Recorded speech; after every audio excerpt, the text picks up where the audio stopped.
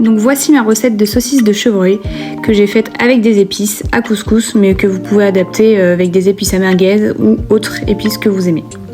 Donc ici le plus important en fait ça sera vraiment l'assaisonnement. Donc les 12 g de sel par kilo de mélange de viande, les 4 g de poivre et les 15 g d'épices. Vous n'êtes pas obligé en fait d'avoir pile poil 2,5 kg de chevreuil. En fait ça dépendra vraiment du nombre de kilos de venaison que vous allez avoir. Et ensuite vous adaptez avec du gras de porc, donc soit vraiment du gras ou soit de la gorge de porc. Donc il y en a qui font 50% chevreuil, 50% porc. Moi j'ai plutôt fait du 70%, 30% à peu près. Donc là vous commencez par couper votre venaison en morceaux. Ensuite vous passez votre venaison au hachoir.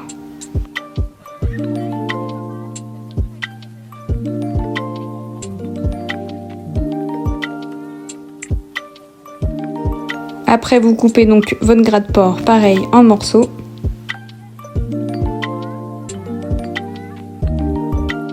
Vous le passez pareil au hachoir.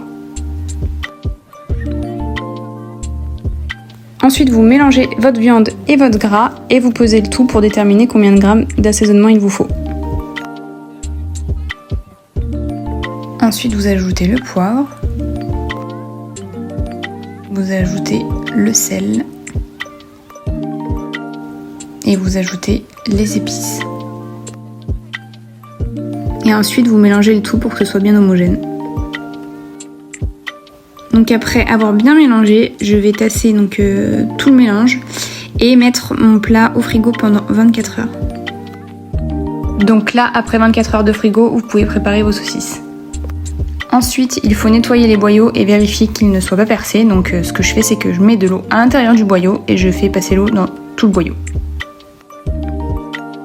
Ensuite, je mets mon boyau sur mon poussoir à saucisse.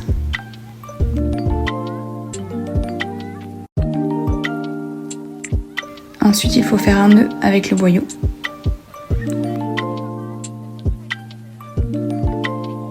Et maintenant, à l'aide de votre poussoir, vous pouvez faire votre saucisse. Donc moi, ce que je fais, c'est que je fais une grande saucisse et après, je roule pour pouvoir séparer en plusieurs morceaux. Et voilà, les saucisses sont prêtes. Ce que je fais ensuite, c'est de mettre mes saucisses au frigo pendant 1 à 2 jours. Et après, je les mets sous vide à l'aide de ma machine à mettre sous vide, tout simplement.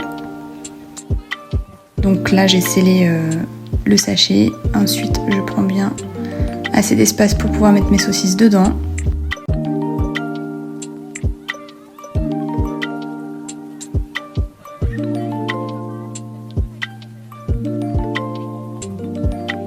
Et voilà, il n'y a plus qu'à mettre les saucisses au congélateur et les sortir pour les futurs barbecues. Je vous remets la recette comme ça vous pouvez la screener. À bientôt!